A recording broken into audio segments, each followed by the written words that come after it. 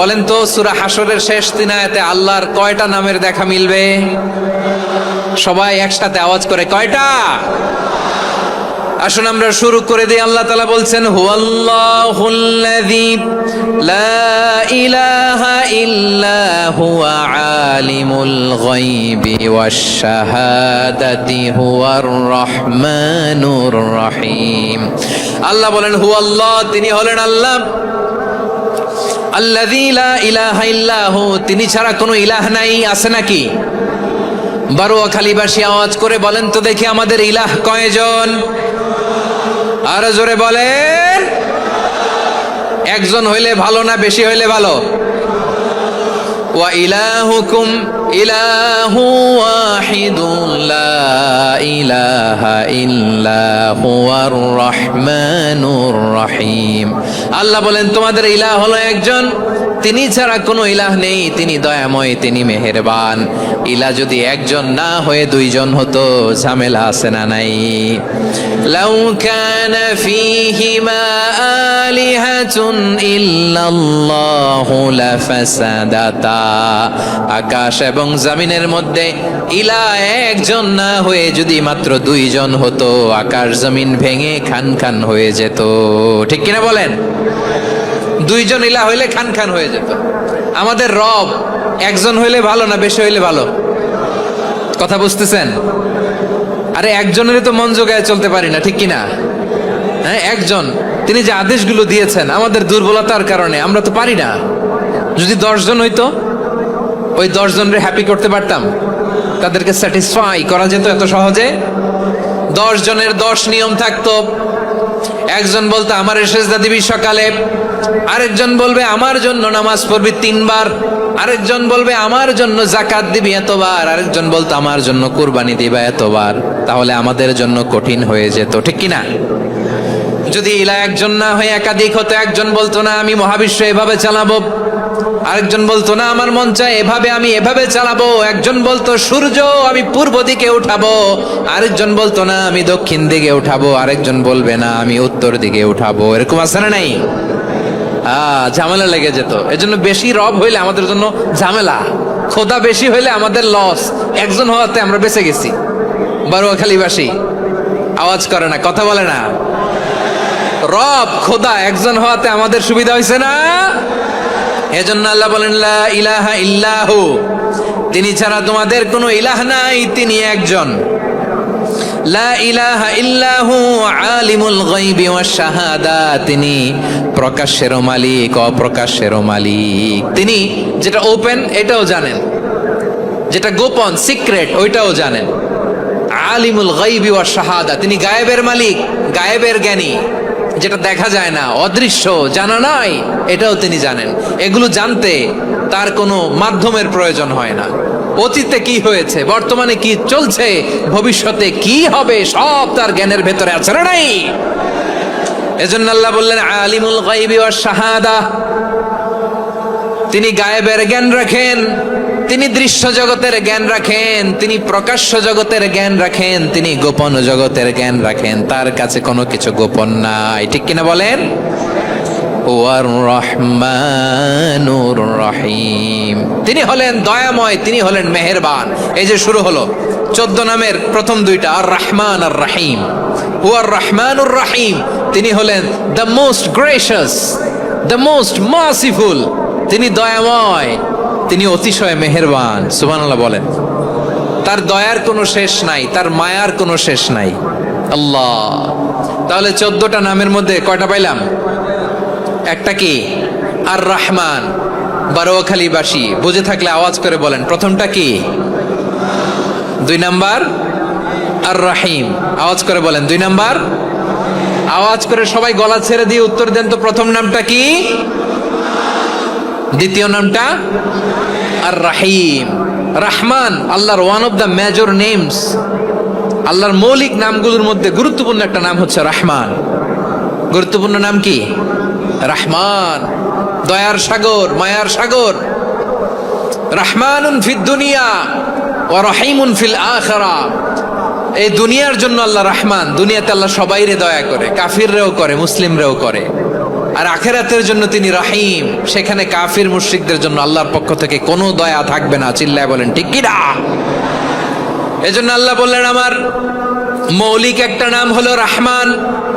আল্লাহর পরে অন্য কোন নাম দিয়ে যদি তোমরা আমার নাম প্রকাশ করতে চাও, জপতে চাও, ডাকতে চাও, তোমরা রহমান নামে ডাকো। রব্বুল আলামিন ইরশাদ করেন কুলিদুল্লাহ আও ইদউর রহমান আইয়াম্মা তাদউ ফালাহুল আসমাউল হুসনা।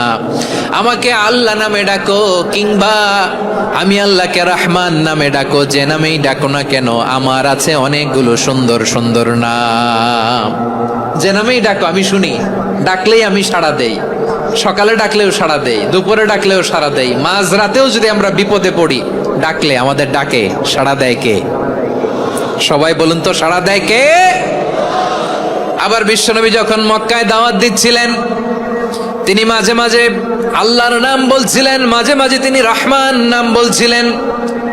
যখন তিনি বললেন ওয়াইদা কিলা লাহুমুসজুদু লিররহমানি ক্বালু ওয়ামার রহমান। বিশ্বনবী মক্কায় যখন মক্কার কাফিরদেরকে, কুরাইশদেরকে বলল তোমরা রহমানকে সেজদা দাও, রহমানের ইবাদত করো, রহমানের জন্য সেজদায় লুটিয়ে পড়ো, মক্কাবাসী বলে রহমান আবার কে? রহমান রে তো চিনি না। রহমানকে আল্লাহ চিনি, রহমান চিনি না। মক্কাবাসী কি বলে? কারে চিনে? আল্লাহরে চিনে। কারে চিনে না? রহমান কে তো চিনি না। রহমান আবার কোত্থেকে আসলো? কে Rahman? Who is this Rahman? যখন তারা বলে রহমান রে চিনি না, আল্লাহর গায়রতে আঘাত লেগেছে। আল্লাহ বলে রহমান রে চিনো না? না, তাদেরকে চিনানোর জন্য আল্লাহ ৭৮ আয়াত বিশিষ্ট আর রহমান নামে কোরআনে একটা সূরা নাজিল করেছেন।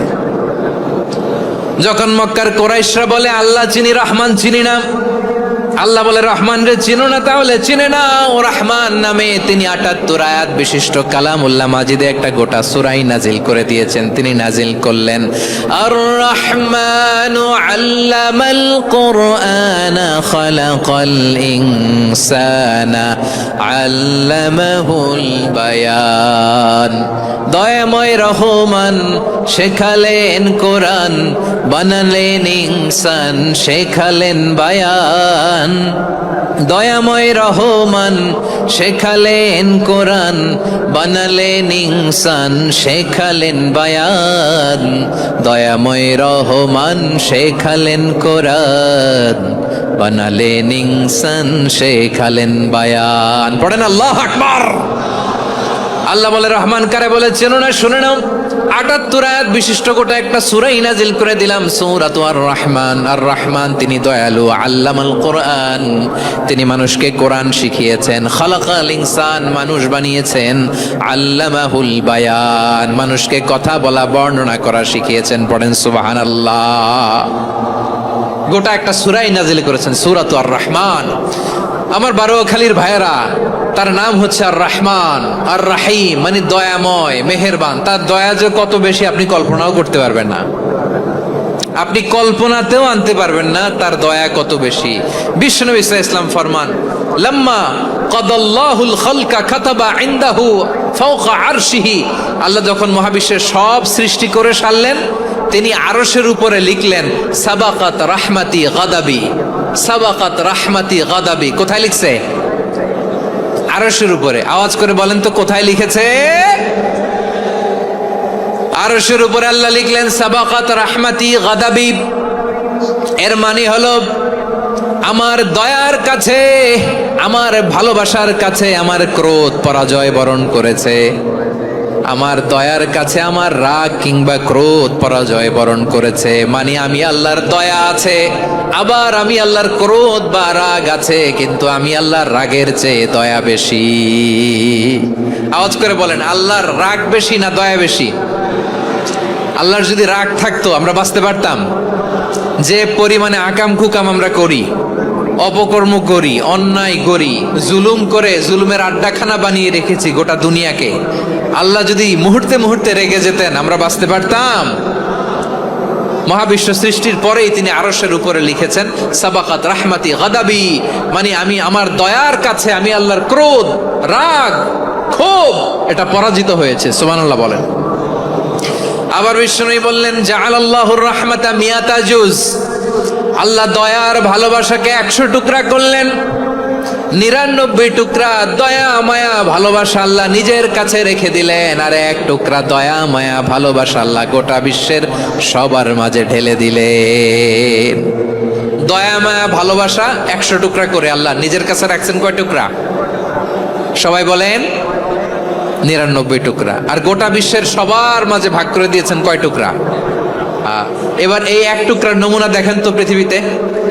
স্বামী স্ত্রীর জন্য কত ভালোবাসা, বন্ধু বন্ধুর জন্য কত ভালোবাসা, গার্লফ্রেন্ড বয়ফ্রেন্ডের জন্য গলায় ফাঁস লাগায়, আছে না নাই? এই এখন গলার আওয়াজ বাড়ছে ইয়াংদের। হুজুর এখন গার্লফ্রেন্ড বয়ফ্রেন্ডের ভিতরে ঢুকছে, এখন আমরা আছি হুজুর। জেগে উঠছে বারুয়াখালী।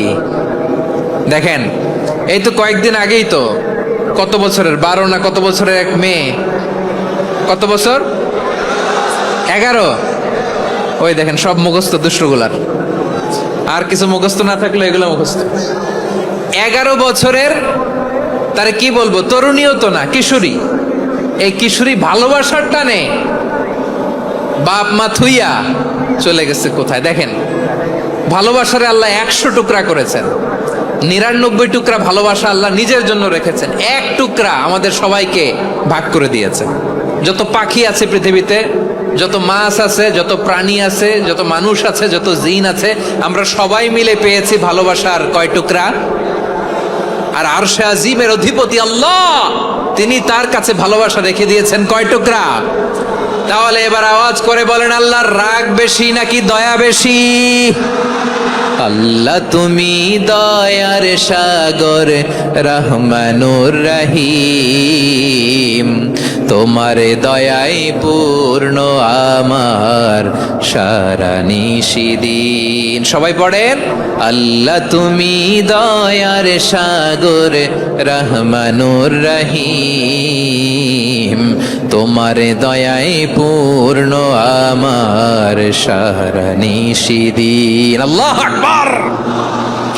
আল্লাহ বলেন রাহমাতি ওয়াসিআত কুল্লা শাই, গোটা বিশ্বের সব জায়গায় আমি আল্লাহর রহমত বিস্তৃত, এমন কোন জায়গা নাই যেখানে আমি আল্লাহর রহমত নাই। ঠিক কিনা বলেন? এমন কোন জায়গা নাই আমি আল্লাহর রহমত নাই। আমি আল্লাহর রহমত ছাড়া গাছের একটা পাতা নড়ে না, আমি আল্লাহর দয়ার রহমত ছাড়া গাছের একটা পাতা পড়ে না, আমি আল্লাহর দয়ার রহমত ছাড়া আকাশ থেকে 1 ফোঁটা বৃষ্টি ঝরে না। তিনি হলেন রহমান, তিনি হলেন রাহিম। ঠিক কিনা বলে? আল্লাহরে চিনতেছেন? আলোচনার বিষয় কি? আসুন আমাদের রবকে চিনি। তিনি হলেন আর রহমান, তিনি হলেন আর রাহিম। তার দয়ার কোনো শেষ নাই, তার মায়ার কোনো শেষ নাই। বনি ইসরাইলের এক লোক 500 বছর আল্লাহর ইবাদত করেছে। কয় বছর? কোথায় জানেন? সাগরের মাঝখানে এক পাহাড়, ওই পাহাড়ের উপরে বসে 500 বছর টানা আল্লাহর ইবাদত। দিনে আর রাতে একবার করে নিচে নামতেন। সেখানে আল্লাহ তাআলা পাথরের ভেতর থেকে তার জন্য মিঠা পানির ব্যবস্থা করে দিয়েছেন, আর একটা ডালিম গাছের ব্যবস্থা করে দিয়েছেন। সকালে নামলে একটা টসটসে ডালিম, রাতে নামলে টসটসে ডালিম। এগুলো খেয়ে খেয়ে 500 বছর সে আল্লাহর ইবাদত করেছে। আর সে আল্লাহর কাছে বলেছে, আল্লাহ আমি যখন মারা যাব সেজদারত অবস্থায় যেন মারা যাই। ঠিকই আল্লাহ সেজদারত অবস্থায় সাইয়েদনা আজরাইলকে পাঠিয়ে দিলেন। সেজদারত অবস্থায় লোকটা মারা গেল। 500 বছর ইবাদতের পরে আল্লাহর দরবারে কিয়ামতের কঠিন ময়দানে যখন লোকটা হাজির হয়ে যাবে, আল্লাহ বলবেন আদখিলু আবদি আল জান্নাতা বিরহমাতি, আমার বান্দাকে আমার দয়া আমার ভালোবাসা দিয়ে জান্নাতে ঢুকায়া দাও। 500 বছর ইবাদত করছে তো আমার দয়ায় আমার বান্দারে জান্নাত দাও। এই বান্দা বলে বালবি আমালি, আল্লাহ তোমার দয়া লাগবে কেন?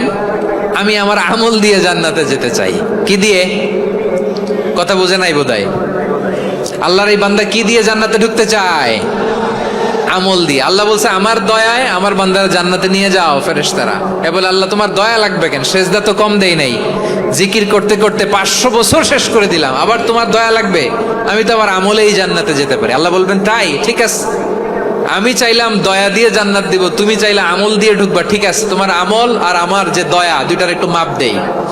তোমার 500 বছরের ইবাদত এক পাল্লায় রাখো, আর আল্লাহ বললেন আমি যে দয়া করে এই দুনিয়ার নাজ নেয়ামত বিউটি সৌন্দর্য দেখার জন্য তোমার দুটা চোখ দিয়েছিলাম, দুটা নয় একটা চোখ আরেক পাল্লায় রাখা হবে।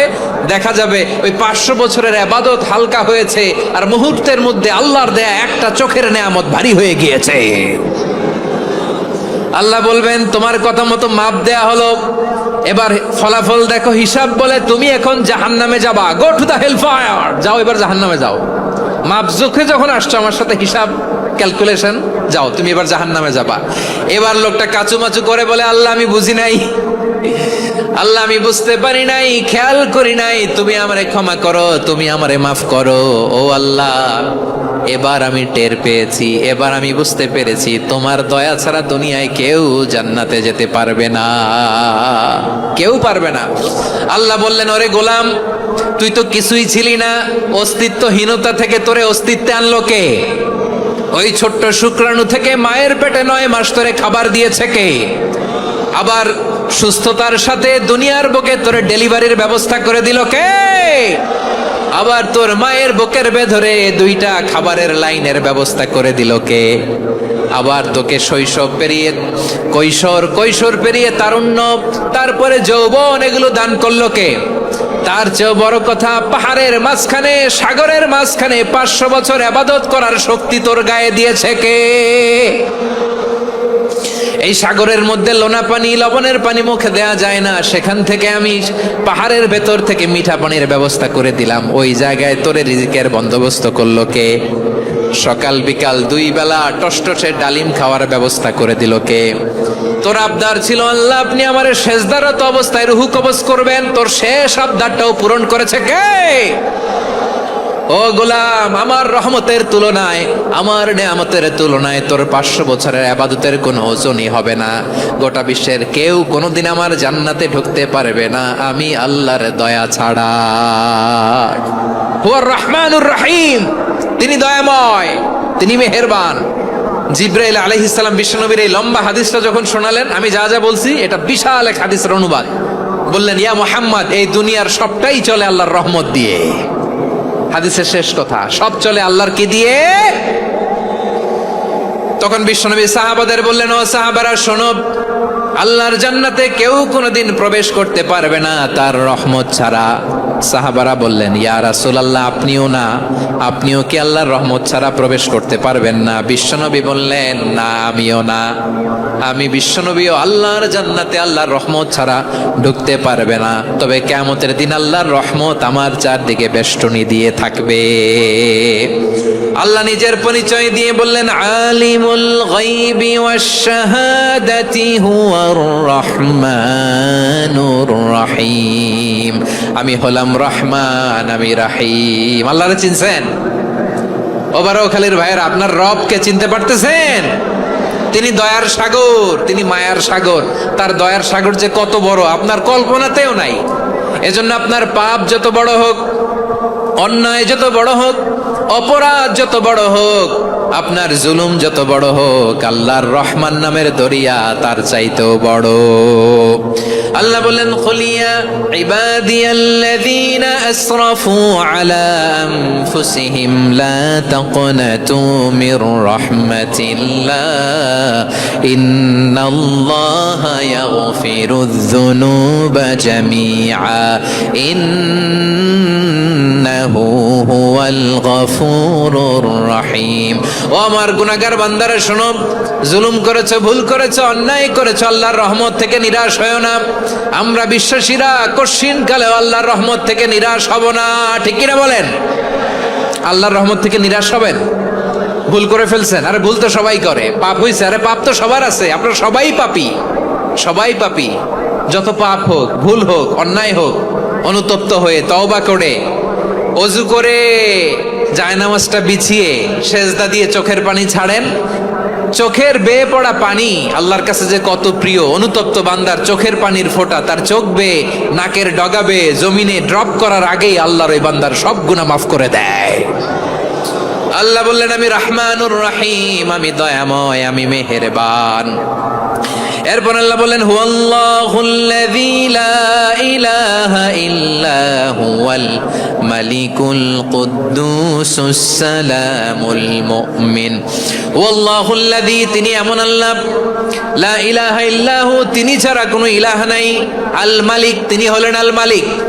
দুইটা শেষ, আর রহমান আর রাহিম শেষ। এবার আল্লাহ 3 নম্বর গুণবাচক নামের পরিচয় দিচ্ছেন। আল্লাহ বলছেন আমি হচ্ছি আল মালিক। আমি কি? মানে সম্রাট। আল মালিক মানে হচ্ছে the king, the king of kings, সব রাজার বড় রাজা, মহারাজা। তার চেয়ে বড় রাজা আর কেউ নাই, তার চেয়ে বড় সম্রাট আর কেউ নাই, তার চেয়ে বড় ক্ষমতাধর সত্তা মহাবিশ্বে দ্বিতীয় কেউ নাই। চিৎকার করে বলেন ঠিক কি না? তিনি আল মালিক। আল মালিক মানে ক্ষমতাধর, ক্ষমতার মালিক, রাজা ধীরাজ বাদশাহ। তার ক্ষমতা আর আমাদের ক্ষমতা একরকম নাকি? হ্যাঁ, আমাদের দুনিয়াতে ক্ষমতা অস্থায়ী ক্ষমতা, ঠিক কিনা বলেন? আইজ আছে কাল নাই, এরকম না ক্ষমতা? আল্লাহর ক্ষমতাও তো এরকম না, আইজ আছে কাল নাই এরকম। দুনিয়াতে দেখবেন কোন দেশের প্রেসিডেন্টের 4 বছরের ক্ষমতার মেয়াদ, কোন দেশে 5 বছরের। আল্লাহর কয় বছরের? 10 বছরের নাকি 20 বছর, 100 বছর। আল্লাহর ক্ষমতার মেয়াদ কতদিন বলেন? বুঝে থাকলে বলেন তো। চিরকাল তার ক্ষমতার মেয়াদ। চিল্লায় বলেন ঠিক কিনা? নিরঙ্কুশ ক্ষমতা, একচ্ছত্র ক্ষমতা বলতে যা বুঝায়, এই ক্ষমতা একমাত্র আল্লাহরই আছে। আমাদের ক্ষমতার জন্য আমরা ডিপেন্ড করতে হয়, ওর ডিপেন্ড লাগে, ওই জনমত নেওয়া লাগে, ওই জনগণের কাছে যাওয়া লাগে, ভোট চাওয়া লাগে, এরা ভোট দিলে এরপরে আমরা আসবো, ঠিক কিনা? আবার জনগণ না চাইলে আমরা নাই। আল্লাহর ক্ষমতা কি এরকম? হ্যাঁ, আবার দেখবেন দুনিয়াতে ক্ষমতায় যাওয়ার জন্য জোট করা লাগে, জোট। জোটের রাজনীতি আছে না নাই? জোট হয়, শরিক হয়, এই হয় সেই হয়, নানাভাবে দুনিয়াতে ক্ষমতায় আসতে হয়। আল্লাহ বলে আমার ক্ষমতার জন্য কারো উপর বিন্দু পরিমাণ আমার ডিপেন্ড করা লাগে না। সৃষ্টি শুরু থেকে আমি ক্ষমতার চেয়ারে বসা, মহাবিশ্বের শেষ পর্যন্ত, সীমাহীন ভবিষ্যৎ পর্যন্ত আমি ক্ষমতার চেয়ারে থাকবো। আমি হলাম আল মালিক। আমার ক্ষমতার কোনো কমতি নাই, কোনো ঘাটতি নাই। কেউ আমার ক্ষমতা থেকে নামাতে পারবে না। পারা যাবে? এই যে আমরা ফ্যাসিস্ট সরকারের যে আপনারা নামাই দিছেন গণ অভ্যুত্থান করে, মনে আছে? 5ই আগস্টের কথা ভুলে গেছেন এত তাড়াতাড়ি? মনে আছে? আছে। তা আমরা সবাই মিলে যদি একটা গণ অভ্যুত্থান করি, তাইলেই তো আল্লাহর ক্ষমতার চেয়ার থেকে নামায় ফেলানো যায়। হ্যাঁ, যাবে না? পারবো না আমরা? কি বলে, পারা যাবে না? আচ্ছা, আমরা না হয় পারলাম না, জিন জাতি যদি আমাদের সাথে জয়েন করে, ম্যানকাইন্ডের সাথে জিনকাইন্ড, ইফ দে জয়েন আস, সবাই মিলে একটা গণ অভ্যুত্থান, রেভলিউশন, ডেমনস্ট্রেশন, প্রোটেস্ট, সবাই মিলে যদি একটা অভ্যুত্থান করি, তাইলেই তো আল্লাহর ক্ষমতা শেষ। আওয়াজ করে বলেন, তাইলেই কি আল্লাহর ক্ষমতা শেষ হবে? এই যে বারোয়াখালীর ভাইয়েরা, এদিকে কি হচ্ছে আমি তো দেখতে পাচ্ছি, এরকম হইলো কেন? তোমরা খালি বোতল ছুড়লা কেন 2-1 জনের উপরে? হ্যাঁ, আমার দিকে তাকাও। প্রিয় ভাইয়েরা, শান্ত হন, আমার দিকে তাকান, আর অল্প কয়েক মিনিট আমার দিকে তাকান। কেউ কিছু ছুঁড়ে মারবেন না কারো দিকে, মেহরবানি করে আমার দিকে তাকান। তাহলে আমরা সবাই মিলে একটা গণ অভ্যুত্থান যদি করি, আল্লাহর ক্ষমতা থেকে নামানো যাবে? আল্লাহ বলেন না, আমি হলাম আল মালিক, আসল ক্ষমতার মালিক, the king of kings, the owner of ultimate power, the owner of ultimate authority, the owner of ultimate sovereignty. নিরঙ্কুশ একচ্ছত্র ক্ষমতার মালিক হচ্ছি আমি আল্লাহ। আল্লাহ তাআলা সূরা মুলকের শুরুতে বলছেন, তাবারাকাল্লাযী বিয়াদিহিল মুলকু ওয়া হুয়া আলা কুল্লি শাইইন কাদির। মহিমান্বিত সত্তা, যার হাতে ক্ষমতা, তিনি যা চান তাই করতে পারেন। আওয়াজ করে বলেন তো তিনি কে? আবার আল্লাহ বলেন, কুলিল্লাহুম্মা মালিকাল মুলকি তুতিল মুলকা মান তাশাউ ওয়া তানজিউল মুলকা মিম্মান তাশা ওয়া তুইজ্জু মান তাশাউ ওয়া তুযিল্লু মান তাশাউ বিয়াদিকাল খায়র ইন্নাকা আলা কুল্লি শাইইন কাদির। আল্লাহু আকবার। এ নবী, আপনি বলুন, আল্লাহুম্মা মালিকাল মুলক, আল্লাহ আপনি ক্ষমতার মালিক। তুতিল মুলকা মান তাশা, যাকে চান তারে ক্ষমতার চেয়ারে বসান। ওয়া তানজিউল মুলকা মিম্মান তাশা, যাকে চান তাকে ক্ষমতার চেয়ার থেকে ছুড়ে ফেলে দেন। তিনি কে? ক্ষমতার চেয়ারে বসায় কে? আবার মনে চাইলে আস্থা করে ছুড়ে নিক্ষেপ করেন তিনি কে? আবার আল্লাহ বললেন ওয়ালাম ইয়াকুল্লাহু শারীকুন ফিল মুলকি, আমার ক্ষমতায় কোনো শরিক নাই, কোনো জোট নাই, কোনো পার্টনার নাই, কোনো অংশীদার নাই। আবার আমি চলে গেলে আমার ক্ষমতার দাবিদারও কেউ নাই। আল্লাহু আকবার। এই দুনিয়াতে রাজা মারা গেলে পরে রাজা কে হয়? রাজার ছেলে রাজা, ঠিক কিনা বলেন? আল্লাহ চলে গেলে আরেকজন বসবে নাকি এরকম না, তার ক্ষমতার সাথে দুনিয়ার ক্ষমতার কোনো মিলই নাই। এজন্য তিনি তার নাম দিয়েছেন আল মালিক। আল মালিক, the owner of power, the owner of ultimate power and sovereignty, the king of kings, সব রাজার বড় রাজা, মহারাজা আল মালিক, তিনি হচ্ছেন আল্লাহ। চিৎকার করে বলেন ঠিক কিনা? তিনি আসল ক্ষমতার অধিকারী। দুনিয়াতে যে আমরা ক্ষমতা নিয়ে কামড়াকামড়ি করি, মারামারি করি, কিয়ামতের দিন আল্লাহ জিজ্ঞেস করবেন কই তোদের ক্ষমতা আজকে বল। কিয়ামতের সময় সব মানুষগুলো যখন ইন্তেকাল করবে, সব জিনেরা যখন ইন্তেকাল করবে, সব ফেরেশতারা যখন ইন্তেকাল করবে, বাকি থাকবে মালাকুল মাউত। মালাকুল মাউত এসে বলবে আল্লাহ আপনার কথা মতো সবাই শেষ, মানুষগুলো নাই, জিনগুলো নাই, আমার সতীর্থ ফেরেশতাগুলো নাই, মহাবিশ্বে আর কেউ নাই। আল্লাহ বলে এখন কে আছে? মালাকুল মাউত বলবে আল্লাহ তুমি আছো আর আমি। তুমি তো আল হাইয়্যু আল কাইয়্যুম, অবিনশ্বর, শাশ্বত, চিরঞ্জীব, কোনোদিন মরবা না, তুমি আছো আর তোমার গোলাম আমি আছি আজরাইল। মহাবিশ্বে কয়জন আছে মাত্র? জোরে বলেন। এক হচ্ছেন আর হচ্ছে মালাকুল মাউত। আল্লাহ তুমি আছো আমি আছি। আল্লাহ বলবে ঠিক আছে এবার তোমার মরণের পালা, মুত ইয়া মালাকাল মাউত, হে মৃত্যুর ফেরেশতা তুমি মরো। মালাকুল মাউত আল্লাহর আদেশ বাস্তবায়ন করতে যে বিকট একটা চিৎকার দিয়ে মৃত্যুবরণ করবে।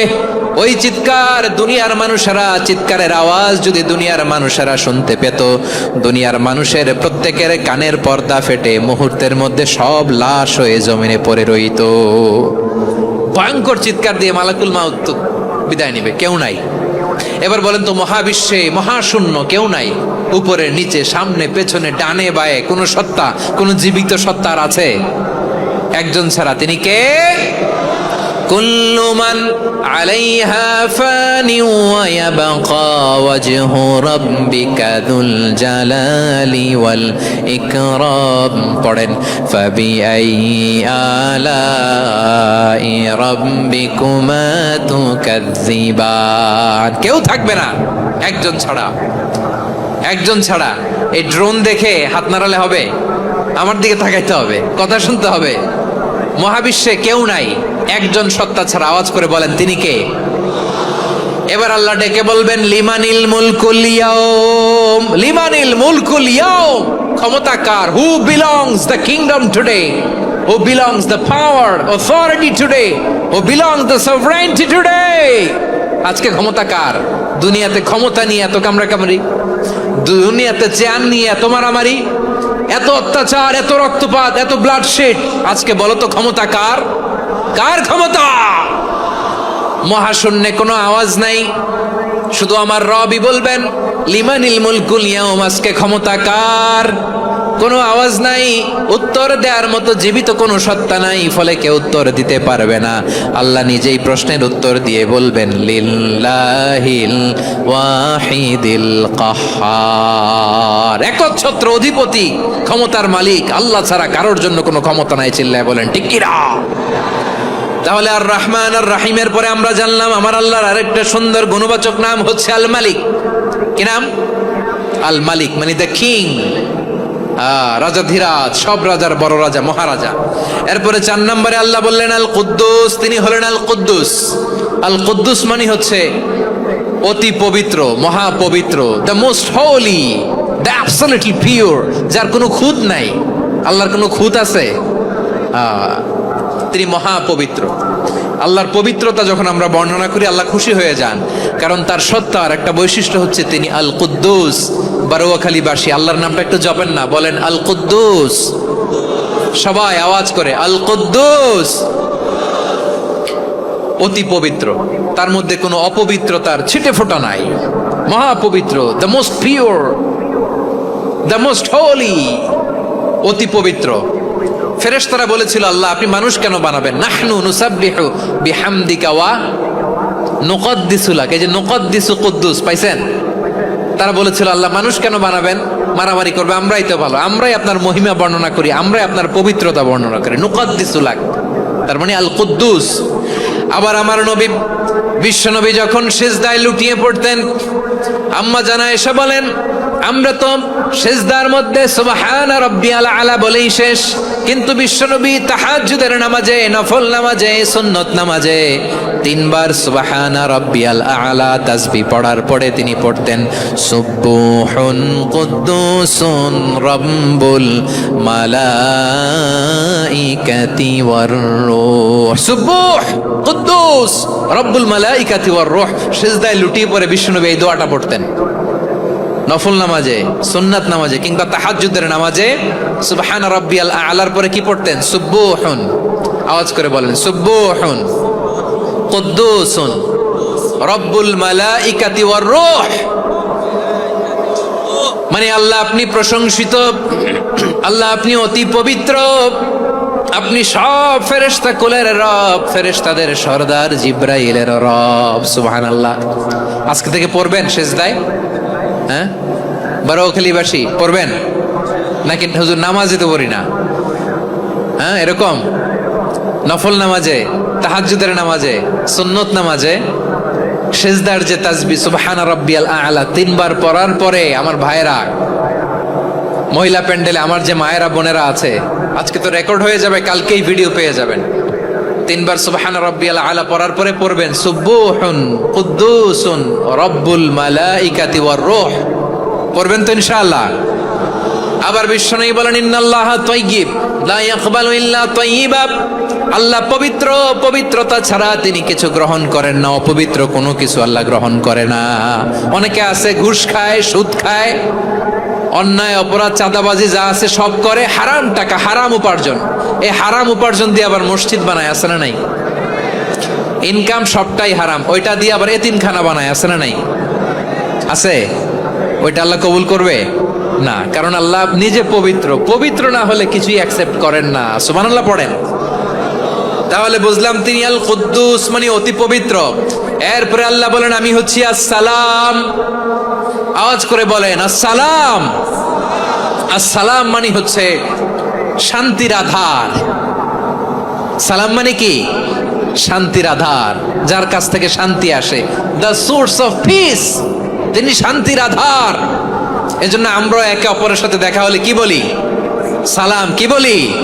সালাম সালাম হাজার সালাম সকল শহীদ স্মরণে, আমার হৃদয় রেখে যেতে চাই তাদের স্মৃতির চরণে। সবাই বলেন সালাম সালাম হাজার সালাম সকল শহীদ স্মরণে, আমার হৃদয় রেখে যেতে চাই তাদের স্মৃতির চরণে। পড়েন আমিন।